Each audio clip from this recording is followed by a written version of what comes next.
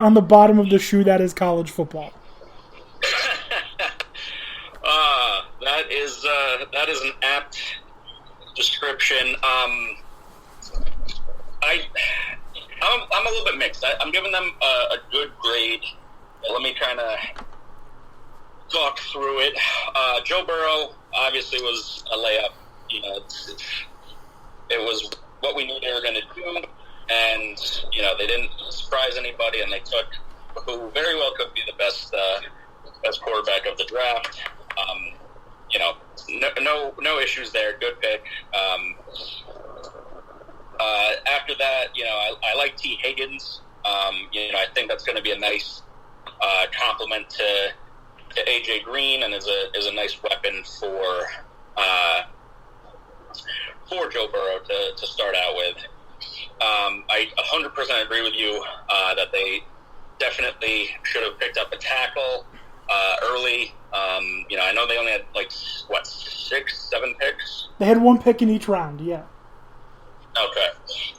So you got to figure out what you're going to do. I heard some good things about this Kansas tackle, but I'm not going to put a lot of stock in a 6th round pick out of Kansas. As you point out, I don't think Kansas is that good. Kansas is terrible. And I don't think he's going to be anything more than a backup for them. And you're right, their offensive line was one of the worst last season, as evidenced by Dalton constantly getting murdered, and that's not a good place to put your young first overall franchise quarterback. I get that they definitely need to look at both sides of the ball. Their defense was pretty poor, especially linebacking. I do like their 2 linebackers, the kid from Appalachian State and the kid from Wyoming. I do like them. So picks 1, 2, 3, and 4, I absolutely. like. Yeah, no, they're good. They're good picks, but you do wish that they had beefed up the O-line more. You say season. You wish. I don't give a fuck. Let them suck. I don't care.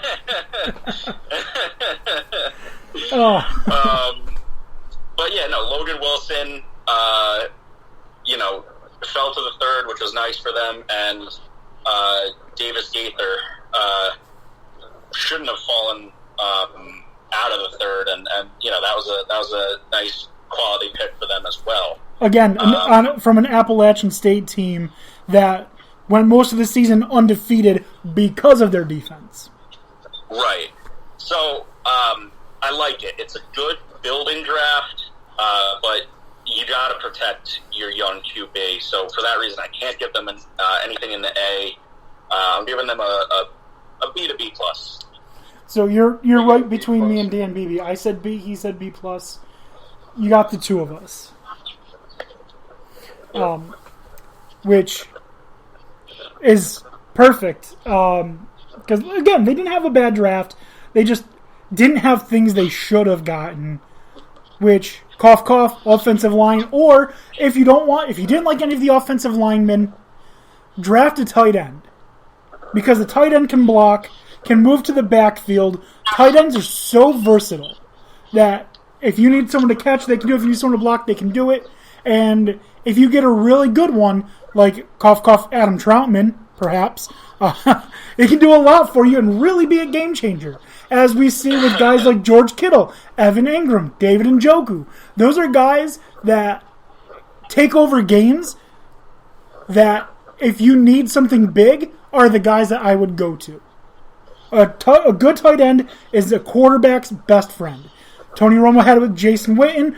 Tom Brady had it with Rob Gronkowski. Phillip Rivers had it with, what's his name? Antonio Gates.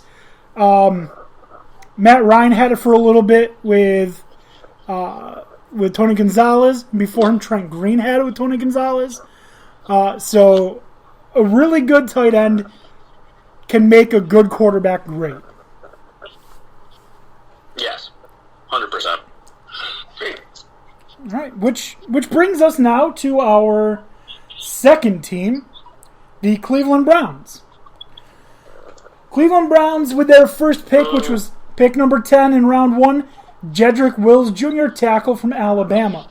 Round 2, pick 44, Grant Delpit, safety from LSU. Round 3, pick 88, Jordan Elliott, defensive tackle from Missouri. Round 3, pick 97, Jacob Phillips, linebacker from LSU. Do you notice the 4 SEC picks immediately? Round 4, pick 115, Harrison Bryant, very underrated tight end, going to be a huge friend for Baker Mayfield, especially if they run those 2 tight sets, because I believe Austin Hooper is now a Cleveland Brown, correct? Yeah, probably means Njoku is going to be traded at some point. David Njoku left, I thought. Did he? I thought he was still under contract. I thought it was pretty much like, I don't know, I could be wrong. It's been a crazy couple months. I'm looking it up, just a second. Okay. Oh, no, he is still with the Cleveland Browns. Okay. All right, yeah, so David Njoku is going to be the odd man out. I thought they'd already gotten rid of him. Anyways, round 5, pick 160, Nick Harris, center from Washington. And round 6, pick 187, Donovan Peoples-Jones, wide receiver from Michigan. Okay, so they bookended it perfectly. Jedrick Wills should not have been there at 10, and Donovan Peoples-Jones should not have been there at 187. Those were the 2 best picks that they had. All right, Grant Delpit, not the best safety, good enough though. Jordan Elliott, defensive tackle from Missouri. You need a good defensive tackle. You just got one. Jacob Phillips, linebacker from LSU. He's no Patrick Queen, but Jesus Christ, only one person is. I already told you, Harrison Bryant. It's a little bit confusing knowing they have the 2 tight ends, but Harrison Bryant's a good tight end. Nick Harris, center from Washington, filling a need, and Donovan Peoples-Jones, fucking killer. The biggest issue that I have is that I feel like there were better linebackers that would have been available at 97 to them. Or I also would have liked for them to not have drafted a tight end and got more help on the offensive line. So, yeah, I can definitely see that. Those 2 small issues are what bring it down a little bit for me. Sports Illustrated gives them a B+. I give them an A-. Yeah, I probably don't love the Jacob Phillips pick. I think there was some value on the board that was better than that in the 3rd. But that's probably their worst pick.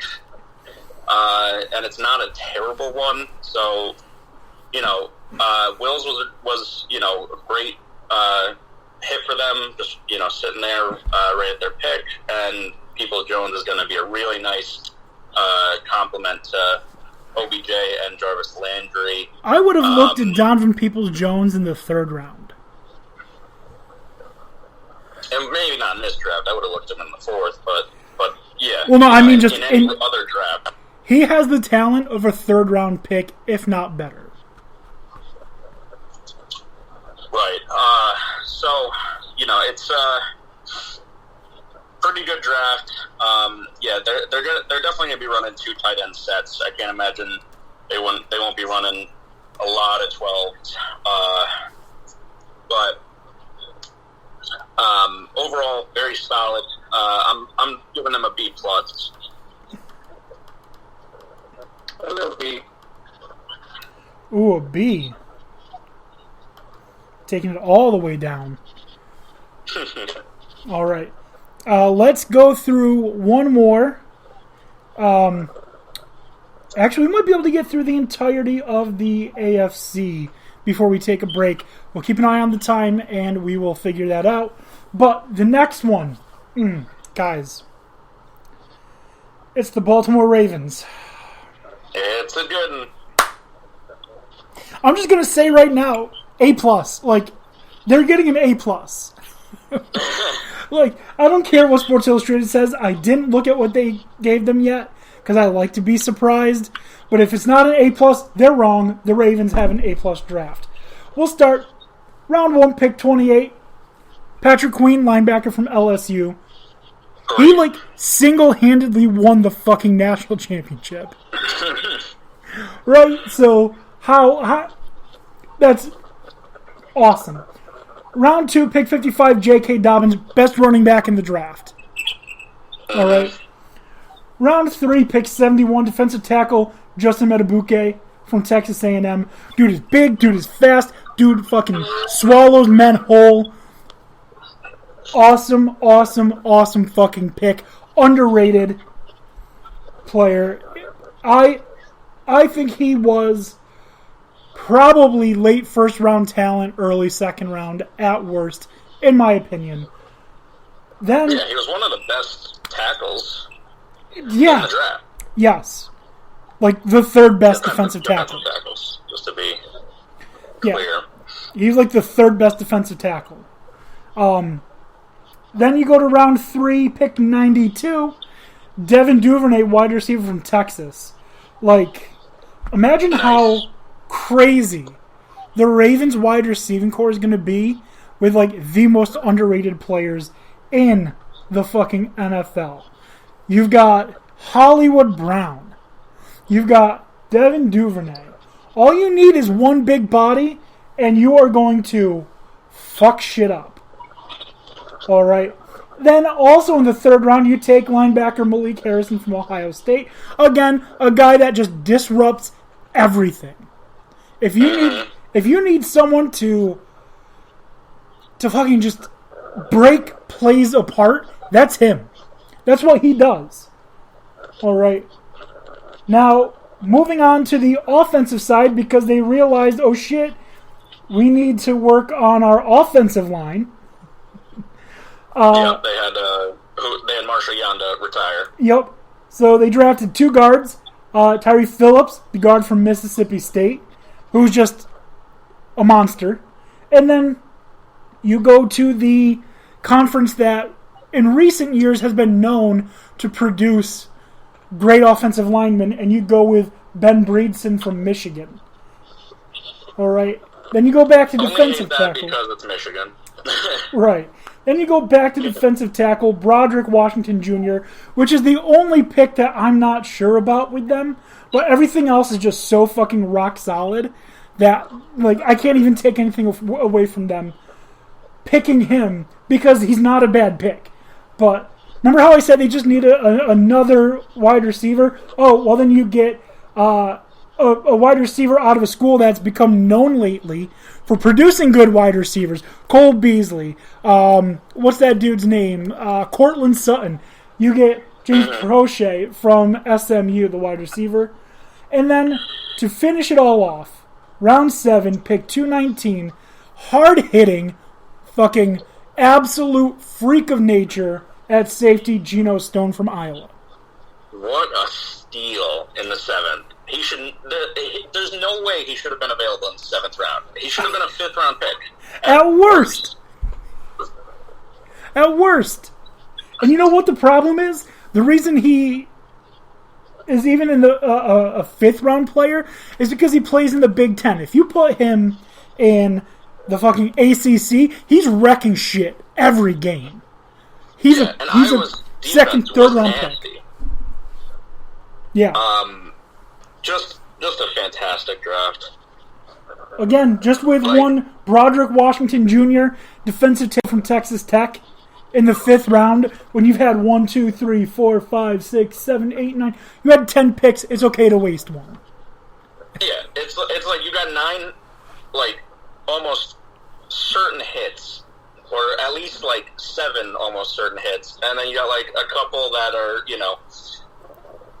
might pan out, might not, and you're already the best team in the AFC North, and you just got better. Want to know what the worst? People. The craziest. Sorry. You want to know what the craziest thing about this draft is? This draft for the Baltimore Ravens. All of those people, at least 3 of them aren't going to make the team. That's crazy. Yeah. That's crazy. Yeah, I'm hoping the Jets are looking at the Ravens and seeing who they're trying to put on their practice squad. They're probably